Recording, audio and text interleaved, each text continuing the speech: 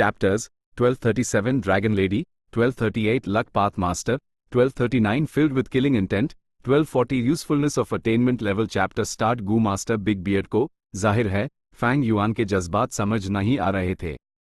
अर्थ से आया हुआ एक ट्रांसमाइग्रेटर होने के नाते गू मास्टर्स की स्पेशल एबिलिटीज उसके लिए आम बात नहीं थी, बिल्कुल सुपरह्यूमन जैसी थी। एक नॉर्मल इंसान से सुपरह्यूमन बनने का सफर आखिर फैंग युआन एक्साइटेड और जोश से भरा हुआ क्यों ना होता। ऊपर से मेरा एप्टीट्यूड भी कम है, सिर्फ सी ग्रेड का, तो मुझे और मेहनत क्यों नहीं करनी चाहिए? जवान फैंग युआन ने हेस्ट हुए कहा। अंकल, आप अपना काम कीजिए, मैं इन कल्टिवेशन कंटिन्यू रखता हूं। फैंग युआन ने फिर से कहा। गू मास्टर बिग बियर्ड हंसा और अपना सर हिलाते हुए वहां से निकल गया। दूर खड़े होकर वो पूरी लगन से कल्टिवेट करते हुए फैंग युआन को देखने लगा। उसकी ईरी में अजीब से भाव दिए और वो बुदबुदाया, इतनी मेहनत कर भी लोगे तो क्या फायदा? सी ग्रेड एप्टीट्यूड, असलियत की ठोकर जब पड़ेगी ना तो ये जोश का अंगारा बुझ जाएगा। फेलियर तुम्हारे सारे एक्साइटमेंट की हवा निकाल देगा। ऐसा जोश और मेहनत आखिर कब तक टिकेगा? ड्रीम रेल्म के एक दूसरे कोने में असली फैंग युआन स्टैनी को पकड़े हुए था, जो मूनलाइट से लगभग कट ही चुकी थी। बुरा नहीं है, यह ड्रीम पाथ गू मटेरियल काफी अच्छा है। अगर मेरी किस्मत अच्छी रही तो मैं 10 से ज्यादा ड्रीम पाथ मॉर्टल गू रिफाइन कर सकता हूं। वो धीरे से मुस्कुराया। उसकी गहरी काली एल में एक चमक थी, बिल्कुल आसमान के सितारों जैसी। By Xiang grotto heaven, humans alike dragons gu refinement method अपने आखिरी और सबसे क्रूशियल मोड़ पर था। हिम्मत रखिए, एक पाल के लिए भी ढीले मत पड़ना, मास्टर।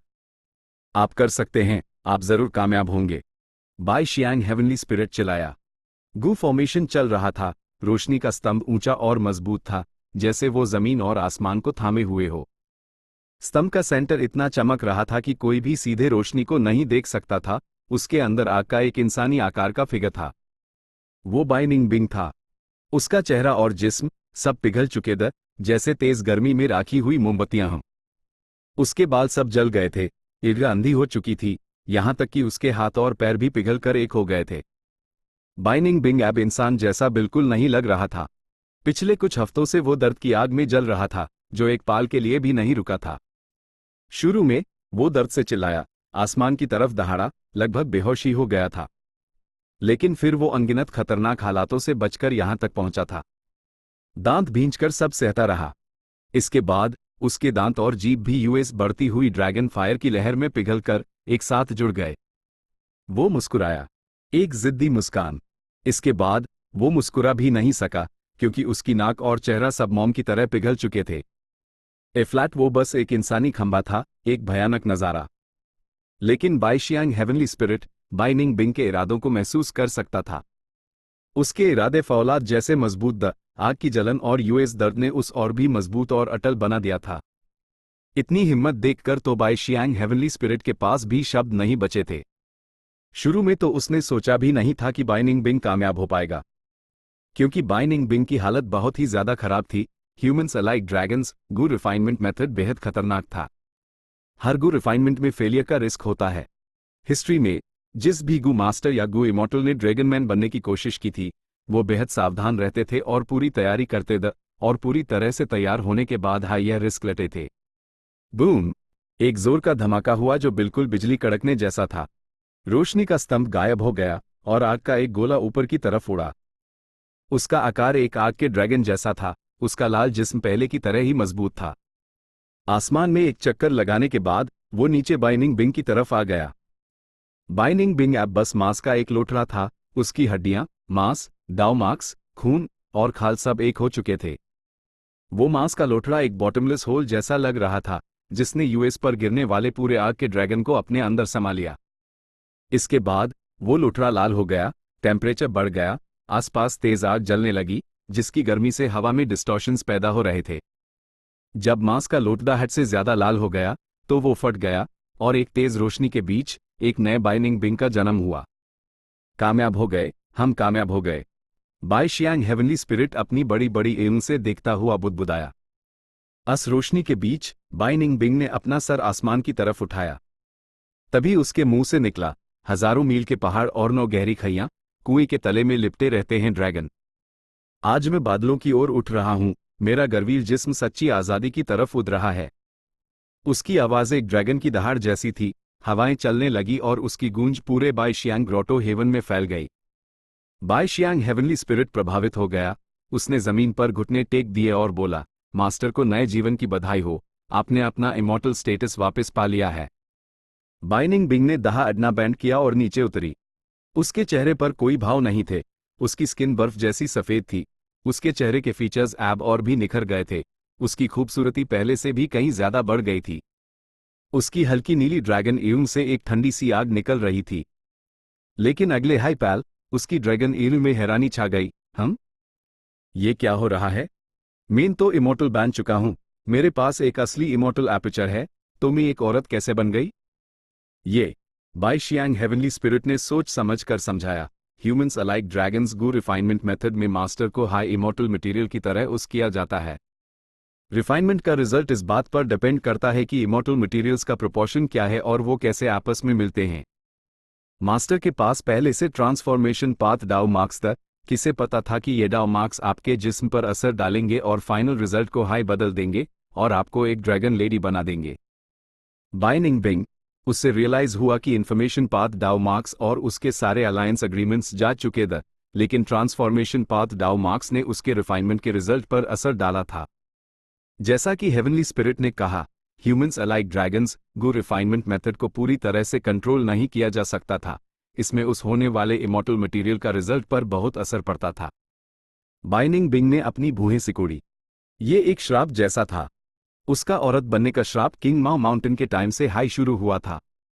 कुछ देर सोचने के बाद बाइनिंग बिंग ने पूछा, मैं वापस मर्द कैसे बन सकती हूं? बाईशियांग हेवनली स्पिरिट ने जवाब दिया, ये तो आसान है, बस साथ में ट्रांसफॉर्मेशन पाथ कल्टिवेट कर लीजिए। बाइनिंग बिंग को काफी नॉलेज थी। उसने अपना सर हिलाया। उससे असली प्रॉब्लम सॉल्व नहीं होगी। मेरे पास मेरा northern dark ice soul physique है। मैं आगे चलकर ice and snow path cultivate करूंगी। बाईशियांग हेवनली स्पिरिट ने सोचा और बोला, मास्टर, आपका पुनर्जन्म हुआ है। यह फीमेल बॉडी हाई आपका असली जेंडर है। लेकिन अगर आप इसे बदलना चाहती हैं, तो आपको इसकी जात तक जाना होगा और यूएस पुराने रोटेशन गू का दूसरा हिस्सा ढूंढना होगा और यूस एक इमॉर्टल गू में रिफाइन करना होगा। अस इमॉर्टल गू को यूज करके आप वापस मर्द बन पाएंगी। बाइनिंग बिंग, उसके दिमाग में ना चाहते हुए भी एक शख्स की तस्वीर उभार आई।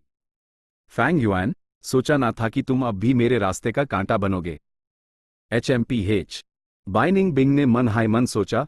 वो जानती थी कि फैंग युआन के पास रैंक 8 बैटल स्ट्रेंथ वाला अपर एक्सट्रीम हेवनली ईगल है। अस जरूरी गू वर्म को फैंग युआन से हासिल करने के लिए उसे एक लंबा प्लान बनाना पड़ेगा।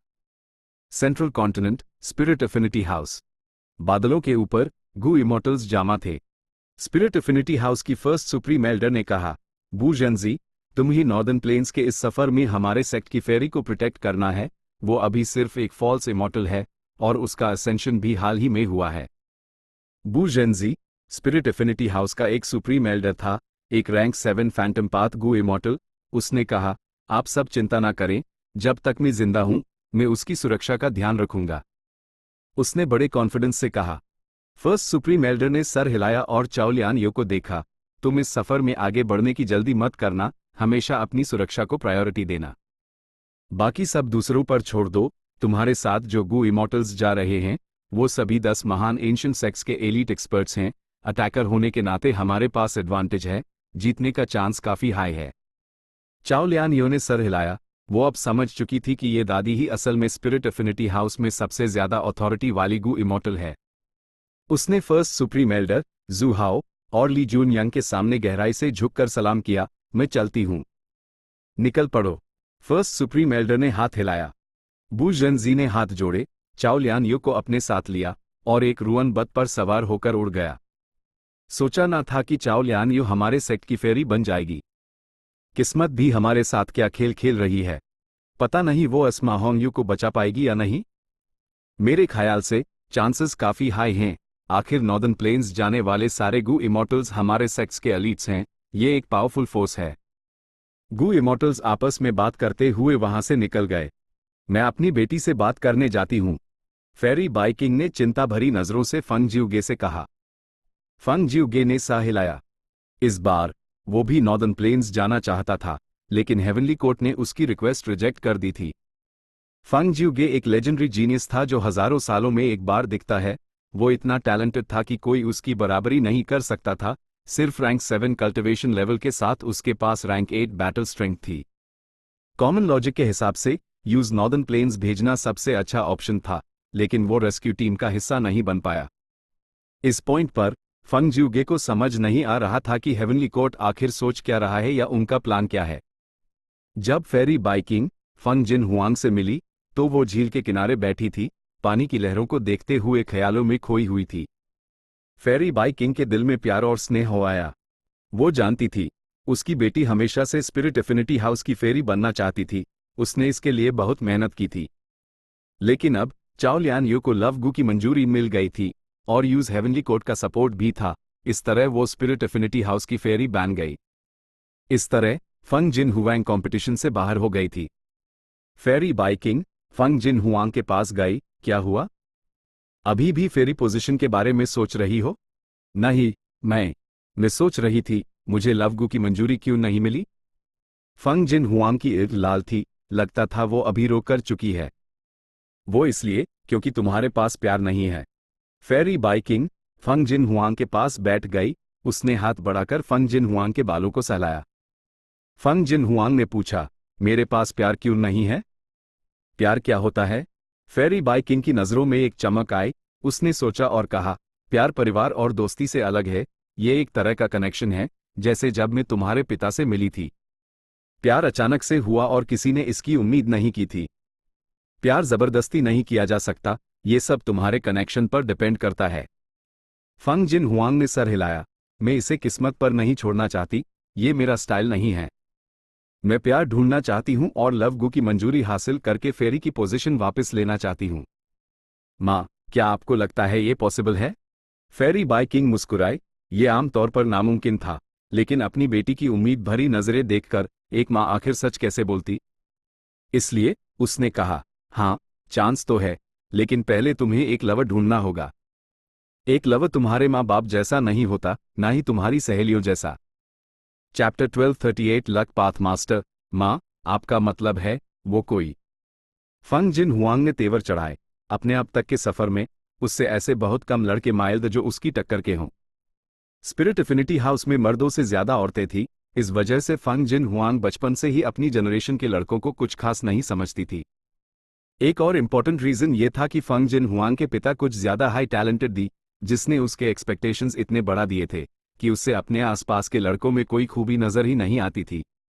फेरी बाइकिंग ने सर हिलाया और छेड़ते हुए पूछा, हाँ हुआंग, तुम जितने भी लड़कों से मिली हो उनमें से किस में इंटरेस्टेड हो? फंग जिन हुआंग ने सोचा, फिर सर हिला दिया। फेरी बाइकिंग को हंसी आ गई। उसकी बेटी का उलझा हुआ चेहरा बहुत क्यूट लग रहा था। उसने फिर से पूछा, अच्छा चलो, मैं अपना सवाल बदलती हूँ। किस लड़के ने तुम पर सबसे गहरा असर छोड़ा है? इस पल फंग जिन हुआंग अचानक शांत हो गई। ना चाहते हुए भी उसके दिमाग में फैंग युआन की तस्वीर आ गई। फैंग युआन हाई वो था जिसने उसे बुरी तरह से हराया था। डांगहू माउंटेन का वो सीन फंग जिन हुआंग कभी नहीं भूल सकती थी। ऊपर से फैंग युआन ने उसके पिता फंग जिउगे की जान भी बचाई थी। इन सब बातों की वजह से फंग जिन हुआंग के मन में फैंग युआन के लिए बहुत अजीब फीलिंग्स थी। ये ना तो सिर्फ नफरत थी और ना ही सिर्फ शुक्रिया। फेरी बाइकिंग ने फंग जिन हुआंग को देखा, जो ख्यालों में खोई हुई थी, और उसका चेहरा गंभीर हो गया। वो घबरा गई और खुद को कोसने लगी। ओ नो, मेन फैंग युआन के बारे में कैसे भूल गई? फेरी बाइकिंग ने जल्दी से कहा, हुआंग, उसके बारे में मत सोचो। एक माँ होने के नाते फेरी बाइकिंग बहुत चिंतित थी। भले हाई फंग जिन हुआंग काफी बड़ी हो गई थी, लेकिन रिश्तों के मामले में वो अभी भी बिल्कुल मासूम थी, एक कोरे कागज की तरह। वो फैंग युआन एक अदरवर्ल्डली डेमन है। उसने स्प्रिंग ऑटम सकाडा यूज करके पुनर्जन्म लिया है।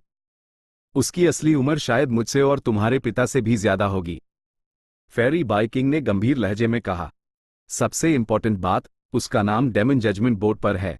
वो एक क्रूर और बुरा डेमन है, जिसने अनगिनत लोगों को मारा है और दुनिया को बहुत नुकसान पहुंचाया है। वो बहुत खतरनाक है। लेकिन उसने पापा को बचाया था, फंग जिन हुआंग ने जवाब दिया। फेरी बाइकिंग ने सीरियस टोन में कहा, फंग जिन हुआंग की आंख में गहराई से देखते हुए, ये बात हमेशा याद रखना, एहसान और दुश्मनी को एक साथ नहीं मिलाया जा सकता, तुम्हें इनके बीच एक लाइन खींचने की जरूरत है। उसका तुम्हारे पिता की जान बचाना एक इत्तेफाक था, हम उसका एहसान जरूर चुकाएंगे। लेकिन वो डिमोनिक पाथ का मेंबर है, वो नीच और जालिम है। एहसान चुकाने के बाद अगर वो हमें दोबारा मिला तो हम उसका खात्मा कर देंगे। समझी? फंग जिन हुआंग ने सर हिलाया, समझ गई। Southern border Fang Yuan dream realm के अंदर था। आचू आचू, फैंग युआन को डू छींक आई। उसने अपनी नाक रख दी और अपने सामने खड़ी फीमेल गू मास्टर से कहा, एक बार और। वो फीमेल गू मास्टर उसके सामने काउंटर पर थी। उसने 3 पत्थर निकाले, लीजिए। ये एक और ड्रीम रेल्म था। पहले वाला वाटरपाथ ड्रीम रेल्म आखिर में बहुत मुश्किल हो गया था, तो फैंग युआन ने गिव अप कर दिया था। कुछ दिनों के बाद ड्रीम रेल्म बदल गया और एक सूटेबल ड्रीम रेल्म उसके सामने आ गया था। जिस बात से वो खुश था वो ये थी कि इस ड्रीम रेल्म को सफलता से एक्सप्लोर करने पर उसका लक पाथ अटेनमेंट लेवल बढ़ जाएगा। लक पाथ गू इमोर्टल्स बहुत कम होते हैं, क्योंकि भले हाई जाइंट सन इमोर्टल वेनरेबल ने लक पाथ बनाया था, लेकिन उन्होंने इसे फैलाया नहीं था। इसलिए ऐसे ड्रीम रेल्म्स जिनमें इन लक पाथ का असली मतलब हो, बहुत रेयर थे। फैंग युआन का ऐसे ड्रीम रेल्म से टकराना एक बड़ी बात थी। फैंग युआन ने उन 3 पत्थरों को देखा। वो जानता था कि रूल्स के हिसाब से यूज लगातार 3 बार जीतना होगा। इन 3 पत्थरों में से सबसे कीमती चीज ढूंढकर दूसरे सीन तक पहुंचना होगा। Rock gambling. मैं 2 बार पहले ही जीत चुका हूं, अगर अब हारा तो मेरी सारी मेहनत बेकार चली जाएगी। मुझे अनरावल ड्रीम उस करना चाहिए। फैंग युआन ने immortal killer move unravel dream activate किया। थोड़ी देर इंतजार करने के बाद भी कुछ नहीं हुआ। ये क्या हो रहा है? जब वो कंफ्यूज था तो उसकी सेवा में लगी फीमेल गू मास्टर ने उससे बड़े प्यार से देखा और धीरे से बोली, छोटे भाई, बीच वाला चुनो, टेंशन मत लो, मैं तुम्हारा नुकसान नहीं करूंगी। ये कहते हुए उसने फैंग युआन को हल्के से आंख मारी, जिसमें थोड़ी शरारत थी। फैंग युआन को आखिरकार समझ आ गया, यह अनरावल ड्रीम का असर था। उसने बिना हिचकिचाए बीच वाला पत्थर उठा लिया। तीनों पत्थर खोले गए। किसी में भी गू वॉर्म्स नहीं थे, लेकिन पत्थरों की क्वालिटी के हिसाब से बीच वाले की वैल्यू सबसे ज्यादा थी। पहला सीन गायब हो गया और वो जल्दी से दूसरे सीन में एंटर कर गया। Northern plains, longevity heaven, rank 8 immortal Gu house, calamity luck altar. 3 मंजिला गोल ऑल्टर्स जिसे कई पिलर्स ने थाम रखा था, सफेद जड़े की रेलिंग्स और चमकती हुई रोशनी। लॉन्जेविटी हेवन के 8 गू इमोर्टल्स कैलेमिटी लक ऑल्टर के 9 कोनों के सेंटर में खड़े द और कैलेमिटी लक ऑल्टर के ऑपरेशंस को कंट्रोल करने में पूरी ताकत लगा रहे थे। कैलेमिटी लक ऑल्टर के सेंटर में 5 एलिमेंट्स ग्रैंड मास्टर का चेहरा गंभीर था। वो 3 लेयर्स के 5 तत्वों के रिंग्स से घिरा हुआ था, लेकिन कैलेमिटी लक ऑल्टर का प्रेशर बढ़ता जा रहा था। 5 एलिमेंट्स ग्रैंड मास्टर को इसका मुकाबला करने के लिए अपनी असली ताकत का इस्तेमाल करना पड़ रहा था। दोनों पार्टियां शांत थी, क्योंकि यह साफ था कि दोनों में से कोई भी सिर्फ बातों से नहीं मानेगा। लेकिन तभी पूरा लॉन्जेविटी हेवन घंटियों की आवाज से गूंज उठा। 8 एक्सट्रीमिटीज ने घंटियों की आवाज सुनी और हिल गए। वो हैरान दी और सवालों से घिरा हुआ थे। यह तो immortal killer move, ringing alarm bell है, यह एक्टिवेट क्यों हुआ? पुराने जमाने में एंसेस्टर जाइंट सुन ने यह immortal killer move longevity heaven में सेटअप किया था, ताकि अगर हम किसी मुसीबत में हों तो यह एक्टिवेट हो जाए। लेकिन 5 एलिमेंट्स ग्रैंड मास्टर तो पहले ही फंस चुका है। 8 एक्सट्रीमिटीज आपस में बात कर रहे थे, उन्हें कुछ समझ नहीं आ रहा था। 8 एक्सट्रीमिटीज का लीडर हेवन एक्सट्रीमिटी बोला, नहीं, जब 5 एलिमेंट्स ग्रैंड मास्टर ने हमला किया था तब भी रिंगिंग अलार्म बेल एक्टिवेट नहीं हुआ था। इसका मतलब है ये किसी और खतरे की तरफ इशारा कर रहा है। बाकी सब घबरा गए। इसका मतलब आने वाली मुसीबत 5 एलिमेंट्स ग्रैंड मास्टर के हमले से भी ज्यादा बड़ी है। अभी हमें 5 एलिमेंट्स ग्रैंड मास्टर को दबाने के लिए कैलेमिटी लक ऑल्टर के साथ अपनी पूरी ताकत लगानी पड़ रही है। हम अपना ध्यान नहीं भटका सकते। हम इससे कैसे डील करेंगे? कैलेमिटी लक ऑल्टर के होते हुए हेवनली ट्रिब्यूलेशंस और अर्थली कैलामिटीज हमारा कुछ नहीं बिगाड़ सकती। ये जरूर कोई भयानक इंसानी मुसीबत होगी। सेकंड इंचार्ज अर्थ एक्सट्रीमिटी ने हेवन एक्सट्रीमिटी को देखा और कहा, ऐसे हालत में हम सिर्फ 4 डिसोलेशन इमोर्टल्स को हाईजैक सकते हैं। हेवन एक्सट्रीमिटी ने गंभीर चेहरे से सर हिलाया। 5 एलिमेंट्स ग्रैंड मास्टर ने मुस्कुराते हुए कहा, लॉन्जेविटी हेवन मुश्किल से अपना बचाव कर पा रहा है। मैं जानना चाहता हूं कि ऐसी कौन सी मुसीबत है जो इस रिंगिंग अलार्म बेल को एक्टिवेट कर सकती है। हेवन एक्सट्रेमिटी कुछ कहने ही वाला था कि उसके पास से एक आवाज आई, ये जिन्हें मुसीबत कहते हैं, इनके साथ किस्मत और अच्छी लक भी जुड़ी होती है। असल में ये लक पाथ का हाई हिस्सा हैं, एक तरह की अनसर्टेनिटी, और गू इमॉर्टल्स होने के नाते हमें इन नेगेटिव अनसर्टेनिटीज को पॉजिटिव अनसर्टेनिटीज में बदलना है। कैलेमिटी लक ऑल्टर का कॉन्सेप्ट इसी से लिया गया था। हेवन एक्सट्रेमिटी ने यह आवाज सुनी और खुशी और हैरानी से भर गया। 5 एलिमेंट्स ग्रैंड मास्टर ने यूएस अचानक प्रकट हुए मिस्टीरियस गू इमॉर्टल को देखा और पूछा, तुम 4 डिजिलेशन इमॉर्टल्स में से कौन हो? लॉर्ड साउथ डिजिलेशन को प्रणाम। 8 एक्सट्रेमिटीज ने एक साथ आदर से सलाम किया और 5 एलिमेंट्स ग्रैंड मास्टर को उसका जवाब दे दिया। लॉन्जेविटी हेवन में 12 पोजीशंस थी, जो 8 एक्सट्रेमिटीज और 4 डिजिलेशंस में बाती हुई थी। 4 desolation immortals the east desolation, south desolation, west desolation और north desolation, 4 rank 8 immortals. 8 extremities the heaven extremity, earth extremity, black extremity, yellow extremity, space extremity, time extremity, flood extremity, desolate extremity, कुल मिलाकर 8 rank 7 Gu immortals. Of course, longevity heaven giant sun immortal venerable का grotto heaven था। इसमें बहुत बड़ी जगह और ढेर सारे रिसोर्सेज द इन 12 के अलावा और भी गू इमॉर्टल्स थे। लेकिन ये 12 लॉन्जेविटी हेवन की कोर अथॉरिटी रखते द वो गू इमॉर्टल्स के बीच एलीट्स थे। साउथ डिजिलेशन इमॉर्टल ने एक नीले सुनहरे रंग का कवच पहना हुआ था, उसकी दाढ़ी उसकी छाती तक आ रही थी। वो एक मस्कुलर आदमी था जिसकी उम्र ज्यादा लग रही थी। उसने कहा, जब घंटी बजी, मैं जाग गया। इस आवाज में 3 लंबी ध्वनियां और 2 छोटी ध्वनियां हैं। ये ना तो तेज है ना धीमी। इसका मतलब है कि लवगू नॉर्दर्न प्लेन्स में एंटर कर चुका है। लवगू के पास किस्मत को चुनौती देने की ताकत है। पुराने जमाने में एंसेस्टर भी इससे सावधान रहते थे। लवगू को हासिल करने के लिए एंसेस्टर ने हेवनली कोड के साथ शर्त लगाई थी, लेकिन वो यूज 3 साल में भी रिफाइन नहीं कर पाए। वो उसमें सिर्फ कुछ supreme luck path method set कर पाए, जो एक दिन एक्टिवेट होंगे। लवगू किस्मत की वजह से नॉर्दर्न प्लेन्स आएगा और ये हमारे लिए लवगू को चीनने का सबसे अच्छा मौका होगा। जायंट सन इमॉर्टल वेनरेबल का इमॉर्टल किलर मूव कमाल का था। उसके वंशज सिर्फ घंटियों की आवाज सुनकर ही कुछ इन्फॉर्मेशन हासिल कर सकते थे। भले हाई 8 एक्सट्रेमिटीज रिंगिंग अलार्म बेल के बारे में जानते थे, लेकिन उन्हें इसकी स्पेसिफिक डिटेल्स नहीं पता थी। साउथ डिजिलेशन इमॉर्टल की बातें सुनकर वो एक्साइटेड हो गए। पता चला कि बहुत पहले ही जायंट सन इमॉर्टल वेनरेबल ने अपनी तैयारियां कर ली थी। हेवन एक्सट्रेमिटी ने कहा, हम 8 एक्सट्रेमिटीज लॉर्ड साउथ डिजिलेशन के ऑर्डर्स फॉलो करेंगे। हम लॉन्जेविटी हेवन के लिए मरने को तैयार हैं और लव इमॉर्टल गू हासिल करके रहेंगे। सदर्न बॉर्डर, ये है बाय शियांग ग्रोटो हेवन। हे लूलैन ने इमॉर्टल एपर्चर के एंट्रेंस से अंदर कदम रखा और officially Bai Xiang grotto heaven में एंटर कर गई। Tai Bai Yunsheng, Ying Wuji और शी न्यू उसके पीछे आए। कुछ तो गड़बड़ है। यिंग वूजी का चेहरा बदल गया। अगले हाइपैल, आसपास का नजारा बदल गया। गू फॉर्मेशन एक्टिवेट हो गया और चारों इमॉर्टल्स एक स्पेशल स्पेस में फंस गए। धीरे धीरे बाइनिंग बिंग का फिगर सामने आया। शीनू हैरान और गुस्से में था। वो गुर्राया, तुम बाइनिंग बिंग हो? तुम्हारी हिम्मत कैसे हुई हमें धोखा देने की? HMPH, शैडो सेक्ट के बचे केचे लोगों, आज तुम्हारी मौत का दिन है। बाइनिंग बिंग ठंडी मुस्कान के साथ बोली। उसकी हल्की नीली ड्रैगन ईयर में एक जालिम सी चमक थी। यिंगवूजी बहुत हैरान था। बाइनिंग बिंग उसके कंट्रोल से आजाद हो चुकी थी। ये उसके एक्सपेक्टेशन से बाहर था। उसके दिमाग में बत्ती जली। तो ये बात है, तुमने humans alike dragons gu refinement method use किया?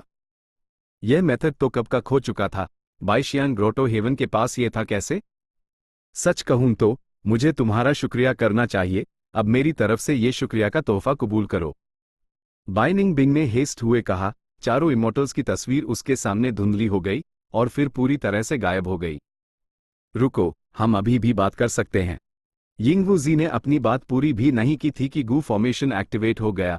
बर्फ की बारिश होने लगी और जमीन से अनगिनत बर्फ के भाले निकलने लगे। चारों इमॉर्टल्स ने जल्दी से अपना बचाव किया।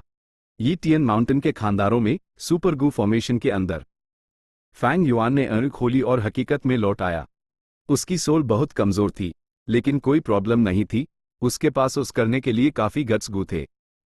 Luck path master, Fang Yuan ने खुद को चेक किया। उसका लक पाथ अटेनमेंट बढ़कर मास्टर लेवल तक पहुंच गया था। पिछला लक पाथ ड्रीम रैन पूरी तरह से एक्सप्लोर हो चुका था। उसके पास अनरावल ड्रीम का कोई यूज बाकी नहीं बचा था। लेकिन उसकी कमाई जबरदस्त थी। उसका लक पाथ अटेनमेंट सीधे ऑर्डिनरी से मास्टर लेवल पर पहुंच गया था। उससे तुरंत एक फर्क महसूस हुआ। ये एहसास बड़ा अजीब था, जिसे शब्दों में बयान नहीं किया जा सकता था। अगर मेरा luck path attainment grand master level का हो जाए तो मेन लैंग या लैंड स्पिरिट से सेल्फ लक ट्रू इनहेरिटेंस लेने के बारे में सोच सकता हूं। अगर मेन यूज आचे से यूज कर पाया तो मेरी ताकत काफी बढ़ जाएगी। अभी की सिचुएशन में मुझे लगता है कि मैं अनरावल मिस्ट्री, इमॉर्टल गू और dog shit luck immortal Gu को एक साथ यूज कर सकता हूं ताकि अपने immortal killer move qi luck sensation के असर को काफी बढ़ा सकूं। Chapter 1239 filled with killing intent qi luck sensation.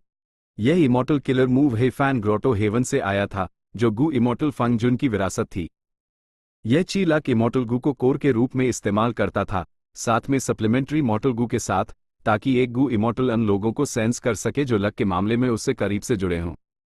और तो और, वो जितना एक दूसरे के करीब होंगे, कनेक्शन उतना ही साफ महसूस होगा। फैंग युआन ने इस मूव को यंग वूजी और बाकी लोगों की लोकेशन सेंस करने के लिए किया था, भले ही उनके बीच रीजनल वॉल्स की दीवार थी। ये इसलिए था क्योंकि यंग वूजी और बाकी लोगों की लक फैंग युआन से जुड़ी हुई थी। कनेक्ट लक इस्तेमाल करने के बाद दोनों पार्टीज की लक एक दूसरे से जुड़ जाती है, वो खुशी और दुख दोनों एक साथ बांटते हैं। लेकिन यिंग वूजी के तरीकों से वो ची लक सेंसेशन के असर का कुछ हिस्सा बेकार कर सकता था। वो फैंग युआन के डिटेक्शन से बचने के लिए एक इमॉर्टल एपर्चर के अंदर भी छुप सकता था। फैंग युआन यिंग वूजी और उसके ग्रुप से बहुत सावधान रहता था। भले हाई शैडो सेक्ट अपनी पहली जैसी शान खो चुका था, लेकिन टूटा जहाज भी एक तख्ते से बेहतर होता है और मरता हुआ ऊंट घोड़े से बड़ा होता है। सिर्फ शैडो सेक्ट के बचे हुए रिसोर्सेस को इकट्ठा करके ही यिंग वूजी और बाकी लोग फैंग युआन से कहीं ज्यादा तेजी से और स्टेबल रेट से ग्रो कर सकते थे। इस बार ची लक सेंसेशन को अपग्रेड करने के बाद मुझे यंग वूजी और बाकी सबकी लोकेशन पता चल जानी चाहिए। मैं उन्हें पहले ही खत्म कर दूंगा और इस बड़े खतरे से छुटकारा पा लूंगा। फैंग युआन ने ची लक सेंसेशन में अनरावल मिस्ट्री को ऐड करने का फैसला किया, जिससे इस किलर मूव के एक की जगह डू कोर हो गए। अनरावल मिस्ट्री इमॉर्टल गू विजडम पाथ का है। मुझे कुछ विजडम पाथ गू डालने चाहिए। उसके बाद मैं कुछ ग्रुप थिंक गू और कुछ मोर्टल कनेक्ट लक गू यूज करूंगा। और कुछ पेयर गू और सीक्वेंस गू भी।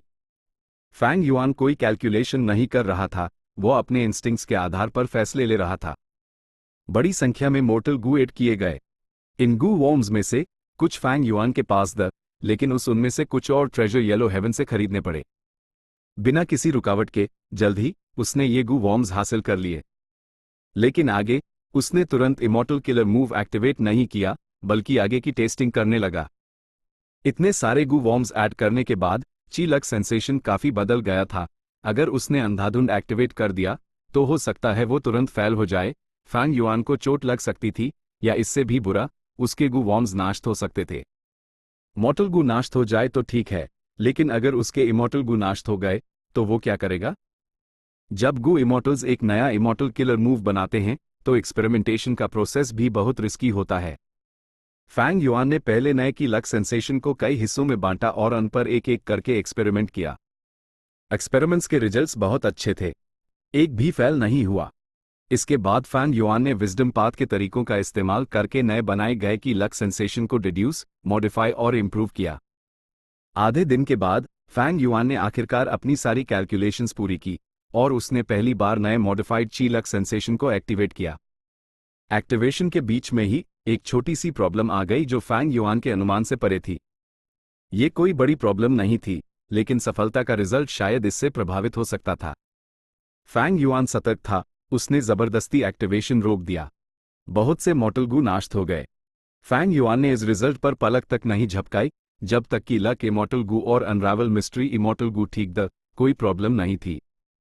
वो अब बहुत अमीर था, कुछ मॉर्टल गू खर्च करना फैंग युआन के लिए एक मामूली सा नुकसान था। जहां तक सप्लीमेंट्री मॉर्टल गू का सवाल था, उन्हें खरीदने की जरूरत नहीं थी। फैंग युआन ने इस सिचुएशन के बारे में पहले ही सोच लिया था, इसलिए उसने एक एक्टिवेशन के लिए जरूरी से ज्यादा खरीद लिए थे। उसने आगे कैलकुलेशन जारी रखी और यूएस अनचाहे बदलाव की वजह ढूंढ निकाली। इस बार फैंग युआन ने फिर से आधा दिन इमॉर्टल किलर मूव को मॉडिफाई करने में लगाया। यूज ठीक करने के बाद उसने फिर से एक्सपेरिमेंट किया। इस बार इमॉर्टल किलर मूव के आखिरी हिस्से में फिर से एक गड़बड़ हो गई। इमॉर्टल किलर मूव में बहुत ज्यादा गू वॉर्म्स इस्तेमाल हो रहे थे। फैंग युआन पूरे प्रोसेस को पूरी तरह से डिड्यूस नहीं कर सकता था। भले ही ये छोटी छोटी अनएक्सपेक्टेड चिंगारियां बहुत कम दिखाई दे रही थी, फैंग युआन ने फिर भी उन्हें जांचने का सोचा और उसने एक बार फिर किलर मूव को जबरदस्ती रोक दिया। चाहे अनरावल मिस्ट्री इमॉर्टल गू हो या ची लक इमॉर्टल गू, उन्हें आखिरी मोड़ पर ही इस्तेमाल करना था। इसलिए भले ही उसने बहुत से मॉर्टल गू खो दिए, उनका कोई खास मतलब नहीं था। बार बार ट्री करने और फेल होने के बाद उसने कैलकुलेशन और मॉडिफिकेशन जारी रखी। कई दिनों के बाद फैंग युआन को आखिरकार की लक सेंसेशन का एक काफी परफेक्ट वर्जन मिल गया। इस इमॉर्टल किलर मूव में पहले से 3 गुना ज्यादा गू वॉर्म्स इस्तेमाल हो रहे थे, जिसके दो इमॉर्टल गू को the unravel mystery immortal Gu और की लक इमॉर्टल गू, वो आसमान में 2 चमकते हुए सूरज की तरह थे। नया ची लक सेंसेशन एक्टिवेट हुआ। फैंग युआन के अंदर एक अजीब सा एहसास पैदा हुआ। सबसे पहले उसने ये फैन, होंगये और हेली को डिटेक्ट किया। वो सदर्न बॉर्डर, सेंट्रल कॉन्टिनेंट और वेस्टर्न डेजर्ट में थे। एग्जैक्ट डिटेल्स पहले से ज्यादा साफ थी। खासकर ये फैन, फैंग युआन बता सकता था कि वो इस वक्त शांगलियांग माउंटेन पर था। बाकी सब ज्यादा धुंधले थे। यिंग वूजी और ही लूलैन फिर से फैंग युआन के डिटेक्शन में आ गए। वो धुंधला था, ये फैन के मुकाबले अनगिनत गुना कम साफ। उनकी एग्जैक्ट लोकेशन भी नहीं पता थी, लेकिन फैंग युआन उनके जनरल एरिया का अंदाजा लगा सकता था। अजीब है, यिंग वूजी और ही लूलन के अलावा एक तीसरा इंसान भी है, लेकिन वो उनके जितना ही धुंधला है। कहीं ऐसा तो नहीं कि यंग वूजी ने कनेक्ट लक इमॉर्टल गू का इस्तेमाल करके अपनी लक किसी अनजान गू इमॉर्टल से जोड़ ली है? फैंग युआन ने तुरंत सच का अंदाजा लगा लिया। उसने अपनी भुएं सिकोड़ी। कनेक्ट लक इमॉर्टल गू यिंग वूजी के हाथ में था, यह कोई राज नहीं था। यह फैंग युआन की कमजोरी थी। अभी फैंग युआन स्प्रिंग ऑटम सकाडा का इस्तेमाल नहीं कर रहा था, उसने यूज सील कर दिया था। लक के मामले में डॉग शिट लक इमॉर्टल गू के प्रोटेक्शन के साथ ये कमजोरी से उसकी ताकत बन गई थी। लेकिन यंग वूजी और बाकी लोग फैंग युआन के फायदे का एक हिस्सा ले रहे थे। जब जायंट सन इमॉर्टल वेनरेबल ने अपने शुरुआती दिनों में तरक्की की थी, तो उसकी बहुत सी सफलता का श्रेय इस dog shit luck immortal Gu को जाता था। लेकिन फैंग युआन अकेले इसका मजा नहीं ले पा रहा था। उसके डॉग शिट लक इमॉर्टल गू का असर दूसरे लोगों में बंट रहा था। अगर ये फैन, हेली, ही लूलैन और होंगी के साथ बराबर बनता तो चलता। आखिरकार ये 4 लकी लोग थे। लेकिन यंग वूजी और वो नया गू इमॉर्टल बहुत बड़े बोझ वो डॉग शिट लक के असर को कमजोर कर रहे थे। ये दिशा ही सोचा ना था कि वो लोग सदर्न बॉर्डर में हैं। यिंग वूजी और बाकी सबको खत्म करना ही होगा। उन्हें मारने के बाद मैं सच में सेफ हो जाऊंगा। सॉवरन इमॉर्टल बॉडी के पीछे फिर कोई नहीं आएगा। साथ ही जब मैं उन्हें मार दूंगा और इस खतरे को हटा दूंगा, तो मेरी लक बहुत बढ़ जाएगी और डॉग शिट लक की असली ताकत सामने आएगी। इस पल फैंग युआन का दिल कत्ल करने के इरादे से भर गया। वो तुरंत हरकत में आना चाहता था और यंग वूजी और बाकी सबको हमेशा के लिए खत्म कर देना चाहता था। सेंट्रल कॉन्टिनेंट, वक्त हो गया है, हम अब निकल सकते हैं। रैंक 8 गू इमॉर्टल वे लिंग यांग चिल्लाया। उसकी आवाज भारी थी। वो एक आधे उम्र का आदमी था जिसकी आंखों के नीचे काले घेरे थे और वो सुस्त दिख रहा था, जिसे देखकर किसी को भी बेहद थकान का एहसास होता। लेकिन वो इस सफर पर 3 रैंक 8 गू इमॉर्टल्स में से सबसे स्ट्रांग था। यूसिस रेस्क्यू मिशन का लीडर बनाया गया था। उसके साथ भी चेन टियन और मिरियड टाइडल ड्रैगन भी थे। ये दोनों भी रैंक 8 गू इमॉर्टल्स थे। बाई चेन टियन ने ये टियन माउंटेन की लड़ाई में हिस्सा लिया था और आखिर में बच गया था। मिरियड टाइडल ड्रैगन भी चेन टियन से सीनियर था। हाल ही में यूज ड्यूक लॉन्ग से गाइडेंस मिली थी और उसकी ताकत फिर से बढ़ गई थी। ड्यूक लॉन्ग बूढ़े हो चुके थे और उनके लिए दोबारा लड़ना मुश्किल था, लेकिन उन्होंने सिचुएशन को कंट्रोल किया और तुरंत हेवनली कोर्ट के काम करने के तरीके को बदल दिया। उन्होंने 3 रैंक 8 गू इमॉर्टल्स भेजे सभी हेवनली कोर्ट से उनके पास फैंटम एपर्चर्स लेकिन उनकी बैटल स्ट्रेंथ 10 महान एंशिएंट सेक्स के रैंक 8 गू इमॉर्टल्स से कहीं ज्यादा थी। इमॉर्टल्स ने उसकी बात मानी और 3 ग्रुप्स में बंट गए और 3 अलग अलग इमॉर्टल गू हाउसेज में एंटर कर गए। यह 3 इमॉर्टल गू हाउसेज दी विंड क्लाउड मैनर का विंड स्वीपिंग बिल्डिंग। इसकी 7 मंजिलें थी और इस पर लहराते हुए पर्दे थे। हेवनली लोटस सेक्ट का कनेरी पवेलियन, छोटा और खूबसूरत, जीवन से भरपूर। कॉम्बैट इमॉर्टल सेक्ट का एजलिंग कैंप, ये एक मिलिट्री एयर अड्डा था जिसमें जंग के झंडे लहरा रहे थे। हर इमॉर्टल गू हाउस की रक्षा एक रैंक 8 गू इमॉर्टल कर रहा था। चाओलियान यून बीच वाले यानी विंड क्लाउड मैनर के विंड स्वीपिंग बिल्डिंग में थी। वो टॉप फ्लोर पर थी, इस इमॉर्टल गू हाउस के अंदर सबसे सेफ जगह। अभी हमारा ग्रुप बहुत पावरफुल है, हमारे पास 3 रैंक 8 गू इमॉर्टल्स हैं और 3 इमॉर्टल गू हाउसेस भी। जीत तो लगभग पक्की है, बू जेनजी ने चाओ लियान यू के पीछे चलते हुए कहा। चाओ लियान यू ने सर हिलाया, उसके चेहरे पर कोई भाव नहीं थे लेकिन उसका दिल जोरों से धड़क रहा था। होंग यून, मैं ना रही हूं, तुम्हें हिम्मत से काम लेना होगा। तीनों इमॉर्टल गू हाउसेस टूटते हुए तारों की तरह आसमान में उड़ गए। एजलिंग कैंप सबसे आगे था, बाकियों के लिए रास्ता बना रहा था। विंड स्वीपिंग बिल्डिंग बीच में था, रिइंफोर्समेंट की जिम्मेदारी यूएस पर थी। कनेरी पवेलियन सबसे पीछे था, अनएक्सपेक्टेड सिचुएशंस पर नजर रखने के लिए। हेवनली विंची वॉल उनके ठीक सामने थी। बूम! एजलिंग कैंप ने अपनी पूरी ताकत लगा दी। विशाल, नुकीले सिंगों का आकर बना, जो ठोस फिगर्स जैसे लग रहे थे, और उन्होंने जोर से हेवनली विंची वॉल में घुस गए। बिना किसी रुकावट के उन्होंने जबरदस्ती एक सुरंग बना दी। विंड स्वीपिंग बिल्डिंग और कनेरी पवेलियन तेजी से उसके पीछे पीछे आ गए। स्वूश स्वूश स्वूश! विंड स्वीपिंग बिल्डिंग लगातार हिल रहा था। चाओ लियान ये भी टॉप फ्लोर पर हिल रही थी, लगभग गिरने ही वाली थी। बू जेनजी के मुंह से अल्फाज नहीं निकल रहे थे। सुना है कि heavenly Vinci wall 5 regional wall से ज्यादा मोटी है, और ये सच लग रहा है खुद देखने के बाद। हमारा विंड स्वीपिंग बिल्डिंग तो बस सेंटर में है, बनाई हुई सुरंग के साथ चल रहा है, फिर भी हेवनली वाइन्स हमें इतना अनस्टेबल कर रही हैं। ये सोचना भी मुश्किल है कि एजलिंग कैंप के अंदर क्या हाल हो रहा होगा। Heavenly Vinci wall heavenly wind की से बनी थी। सुरंग बनाने के बाद भी हवा तेजी से अंदर आती और गैप को बहुत जल्दी भर देती। इसलिए तीनों इमॉर्टल गू हाउसेस एक दूसरे के बहुत करीब लगभग एक दूसरे के किनारों को छू रहे थे, और वो लगातार आगे बढ़ते रहे। आधे सफर के बाद एजलिंग कैंप के बहुत से गू वॉर्म्स नाश्त हो गए, उसकी आगे बढ़ने की ताकत कम हो गई और वो पीछे चला गया। विंड स्वीपिंग बिल्डिंग ने एजलिंग कैंप की जगह ले ली, आगे रास्ता बनाने की जिम्मेदारी उसने संभाली। 1/4 सफर के बाद कनेरी पवेलियन आगे चला गया। इस तरह कुछ दिनों के बाद तीनों इमॉर्टल गू हाउसेस आखिरकार हेवनली विंची वॉल को तोड़कर ब्लैक हेवन में पहुंच गए। अभी गू मास्टर की दुनिया में इमेमोरियल 9 हेवन्स में से सिर्फ ब्लैक हेवन और व्हाइट हेवन हाई बचे थे। ये साफ था कि उन्होंने व्हाइट हेवन क्यों नहीं चुना। ये खुद को एक्सपोज होने से बचाने के लिए था। ब्लैक हेवन में नेचुरल कंसीलमेंट था, ये तीनों इमॉर्टल गू हाउसेस के निशानों को कुछ हद तक छुपाने में मदद कर सकता था। इस तरह सेंट्रल कॉन्टिनेंट के गू इमॉर्टल्स ये सुनिश्चित कर सकते थे कि उनके पास इस सफर में अचानक हमला करने का एडवांटेज होगा। Chapter 1240 usefulness of attainment level southern border. Super Gu formation के अंदर फैंग युआन ने ची लक सेंसेशन की ताकत को याद किया और उससे अटेनमेंट लेवल की अहमियत का एहसास हुआ। अभी अभी की लक सेंसेशन को अपग्रेड करने का प्रोसेस थोड़ा लंबा था, लेकिन सच कहूं तो बहुत आसान था। सब कुछ इतना नेचुरल था जैसे पानी नाली में बह रहा हो। आम गू इमॉर्टल्स को एक इमॉर्टल किलर मूव को इंप्रूव या कंप्लीट करने में मुश्किल होती है। एग्जाम्पल के लिए मिरियड ड्रैगन डॉग, जो 10 महान एंशिएंट सेक्स में से एक है, उसके विशस लाइटनिंग फील्ड को immortal killer move lightning deity बनाने में सालों लग गए। विशस लाइटनिंग फील्ड की लाइटनिंग डेटी ब्लड डेटी के बचे हुए रेसिपी से डिड्यूस की गई थी। इसमें लाइटनिंग पथ और ब्लड पाथ दोनों शामिल थे। विशस लाइटनिंग फील्ड का लाइटनिंग पाथ अटेनमेंट लेवल काफी था, लेकिन उसका ब्लड पाथ अटेनमेंट बस ऑर्डिनरी था। इसलिए उस सालों लग गए। मिरियड ड्रैगन डॉग के रिसोर्सेस का इस्तेमाल करके बड़ी मुश्किल से सफलता मिली। ये है अटेनमेंट लेवल की कमी, इंसान को जबरदस्ती डिड्यूस करना पड़ता है। शायद high wisdom path attainment level से बहुत मदद मिल सकती है, वरना इंस्पिरेशन या वक्त की जरूरत होती है। हेफैन एक टाइम पाथ का महान एक्सपर्ट था, लेकिन उसके पास भी मरने के बाद कई ऐसे इमॉर्टल किलर मूव्स जो कंप्लीट नहीं हुए है ना।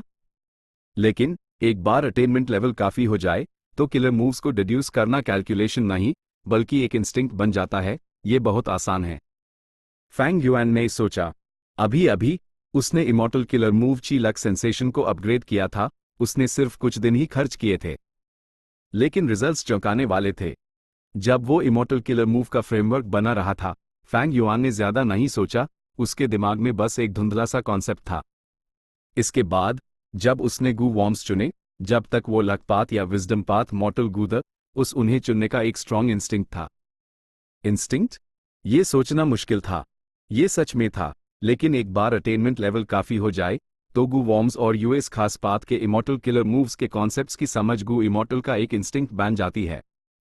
ये इंस्टिंक्ट एक नेचुरल स्किल जैसा था, जैसे ये जन्म से ही उसके पास हो। ये सिंपल और एफर्टलेस था, जैसे कोई नाक से सांस लेता है, बिल्कुल नेचुरल चीज। अटेनमेंट लेवल ग्रेट डाओ के प्रति किसी की समझ है। मेरा luck path attainment master level का है। इससे मुझे लकपथ की हर चीज के बारे में एक तेज एहसास होता है जिसे शब्दों में बयान करना मुश्किल है। ची लक सेंसेशन को अपग्रेड करते वक्त मुझे कुछ भी टेस्ट करने की जरूरत नहीं पड़ी। मुझे पहले से ही पता था कि कौन से गू वॉर्म्स सप्लीमेंट्री गू के लिए सूटेबल होंगे। उसी तरह विजडम पाथ के लिए मेरे पास wisdom path grand master attainment level है।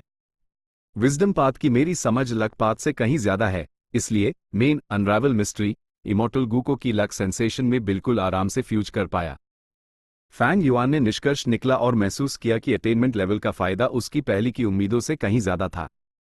ज्यादा इमॉर्टल एपर्चर्स को अनेक्स कर पाना तो बस एक फिजिकल फायदा था, इसका दूसरे एस्पेक्ट्स पर भी बहुत गहरा असर था। अगर फ्यूचर में मैं अपने सारे अटेनमेंट लेवल्स को ग्रैंड मास्टर या ग्रेट ग्रैंड मास्टर तक बढ़ा लूं, तो क्या मैं एक ऐसा खतरनाक किलर मूव बना पाऊंगा जो सारे पाथ्स का इस्तेमाल करे? फैंग युआन के ख्याल भटकने लगे। असल में स्पेक्ट्रल सोल पहले हाईएस्ट लेवल तक पहुंच चुका था। शायद इसीलिए वो सॉवरन इमॉर्टल फीटस गू बना पाया। इमॉर्टल किलर मूव्स को कॉन्सेप्चुअलाइज करना असल में इमॉर्टल गू रेसिपीज बनाने जैसा ही था।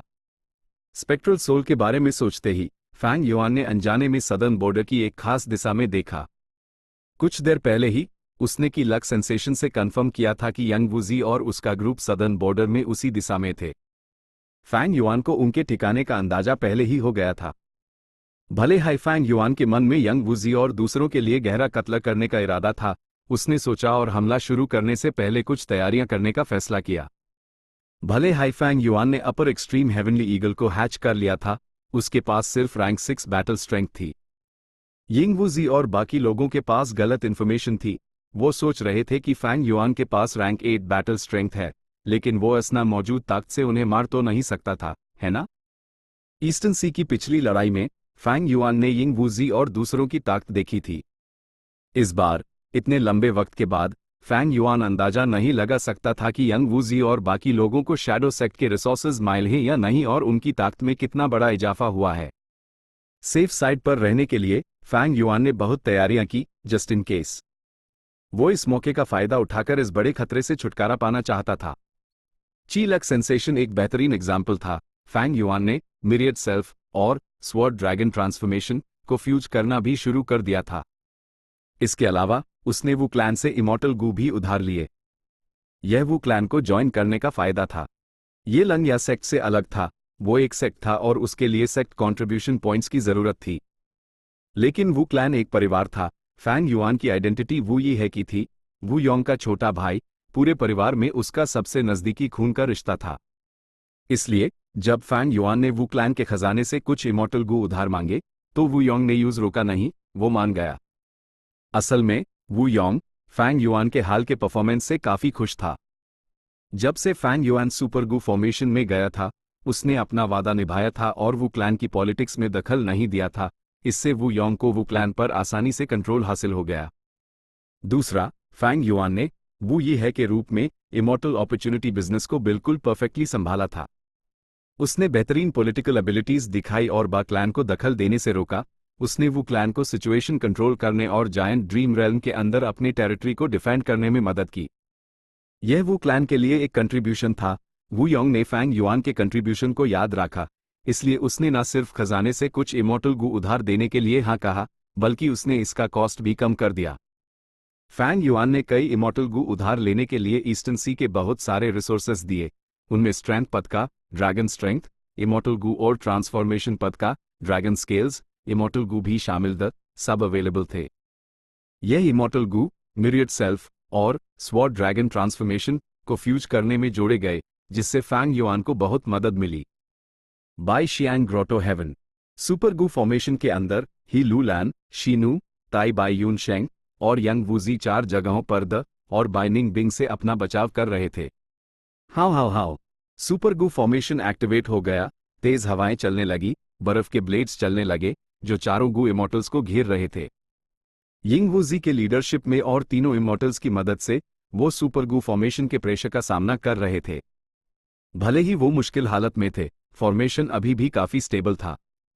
अचानक एक फिगर ताई बाई यून शेंग के सामने प्रकट हुआ। ये बाई निंग बिंग थी, लेकिन सिर्फ उसका ऊपरी जिस्म मौजूद था, उसका निचला हिस्सा धुएं जैसा था। बाई निंग बिंग प्रकट हुई और ताई बाई यून शेंग की तरफ बढ़ी। ताई बाई यून शेंग चारों इमोर्टल्स में सबसे कमजोर था। बाई निंग बिंग ने यूएस पर हमला करने का फैसला किया, ये सही चुनाव था। ताई बाई यून शेंग जल्दी से पीछे हटा। पिछली लड़ाई में उसने पहले ही देख लिया था कि बाई निंग बिंग के हमले कितने पावरफुल थे। उसने इसकी वजह से बहुत कुछ झेला था। अगर दूसरे इमोर्टल्स की मदद ना होती तो वो अब तक मर चुका होता। पोजीशन बदलो। शी नू, जाओ। ताई बाई यून शेंग की हालात देखकर यिंग वूजी ने तुरंत ऑर्डर दिया। अंचारों पर एक सफेद रोशनी चमकी, इससे पहले कि आसमान में एक गहरी उदास आह सुनाई दे। शीनू और ताई बाई यून शेंग ने जगह बदल ली थी। अब शीनू बाई निंग बिंग के हमले का सामना कर रहा था। शीनू ने कराते हुए हमले को रोका। ताई बाई यून शेंग शीनू के पीछे था। यह देखकर उसने जल्दी से अपने क्लाउड पाथ इमोर्टल गू से यूज हील किया। बाई निंग बिंग और भी स्ट्रांग होती जा रही है। वो बाई शियांग के तरीकों से वाकिफ हो रही है। उसके कंट्रोल में बाई शियांग के कई ice and snow path immortal Gu हैं। ये जितना लंबा खींचेगा हमारे लिए उतना ही बुरा होगा। Damn it. By Xiang heavenly spirit के पास humans alike dragons gu refinement method था। कैसे? क्या ड्यूक लॉन्ग ने इस मेथड को पूरी तरह से खत्म नहीं कर दिया था? उससे ये कैसे छूट गया? और पिछली लड़ाई के दौरान मुझे अपनी लक में कुछ अजीब सा महसूस हुआ। फैंग युआन ने अपने डिटेक्शन मेथड को इस हद तक बढ़ा लिया है। अब अगर मेन इमोर्टल एपर्चर के अंदर भी छुप जाऊं तो भी वो मुझे ढूंढ लेगा। यिंग वूजी पर जबरदस्त प्रेशर था। बाई निंग बिंग ने उन्हें धोखा दे दिया था और हर मिनट और स्ट्रांग होती जा रही थी। यिंग वूजी और बाकी लोग उससे बचने के लिए पूरी कोशिश कर रहे थे। वो वहां से निकल नहीं पा रहे थे।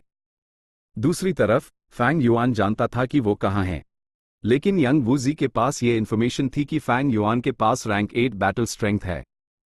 अगर वो यहां आ गया तो Bai Xiang grotto heaven immemorial desolate beast upper extreme heavenly eagle को नहीं रोक पाएगा। इसका मतलब था कि फैंग युआन किसी भी पाल यहां आ सकता था। यिंग वूजी को जरा भी हैरानी नहीं होगी अगर फैंग युआन अगले ही पाल अचानक से सामने आ जाए। बाई निंग बिंग, रुक जाओ। लड़ने से हम दोनों का नुकसान होगा, साथ काम करने से ही फायदा है। ए फ्लैट, जब तुम एक ड्रैगनमैन बन चुकी हो तो तुम immortal Gu house dragon plus को इनहेरिट करने के लायक हो।